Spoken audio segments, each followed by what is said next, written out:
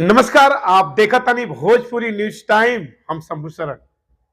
3 राज्य के चुनाव के परिणाम से भारतीय जनता पार्टी बड़ी उत्साह में बा, तो वहीं इंडिया गठबंधन यानी कि विपक्ष निराशा के गर्त में चल गई बा। अब सवाल ही बा कि का 3 राज्य के जो चुनाव के परिणाम रहल वो लोकसभा चुनाव जो आगामी 2024 में बाटे ओकर दिशा तय करी। सवाल गंभीर बा कि आखिर काहे विपक्ष यानी कि इंडिया गठबंधन में दरार पड़ल। काहे सीटन के बंटवारा के लेके राजस्थान चाहे वो छत्तीसगढ़ या चाहे मध्य प्रदेश में घमासान हो गई। सीटन के बंटवारा के लेके इंडिया गठबंधन में जो फूट भइल वो फूट के परिणाम भइल कि विपक्ष हताश भइल।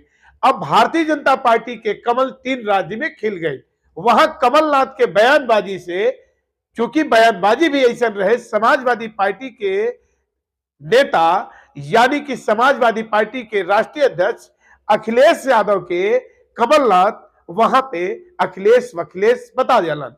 अखिलेश चूंकि कमर कस के कूद पड़लन समर में मध्य प्रदेश के चुनाव, विधानसभा चुनाव में, और वहां पे परिणाम ये आयल कि वहां पे कमलनाथ पूरी तरह से फेल हो गई और बीजेपी के कमल खिल गए।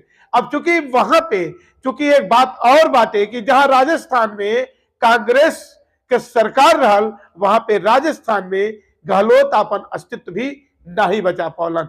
जहां भूपेश बघेल छत्तीसगढ़ में अपन कांग्रेस का अच्छा सरकार चलावत रहलन, भूपेश बघेल भी चारों खाने चित हो गई।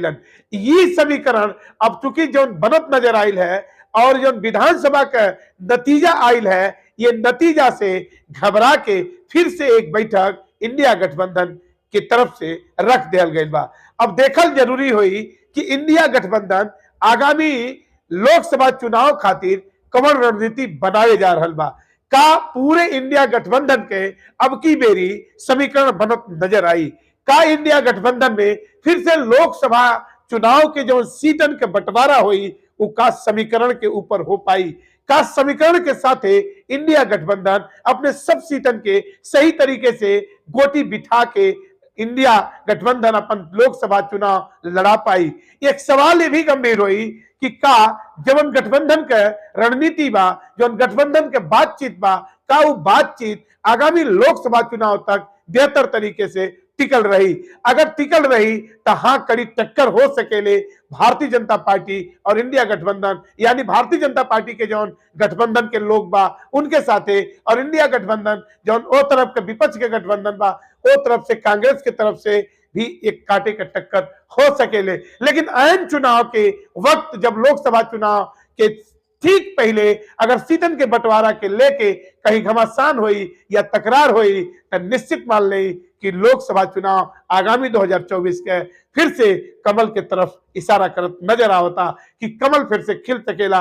अगर यही रवैया ये लोगन के विपक्ष के लोग के रही तो नहीं तो कमल यानी भारतीय जनता पार्टी के सिर्फ नेतृत्व आज उत्साहित बा, क्योंकि कई राज्यों में उनका सरकार बनत नजर आई।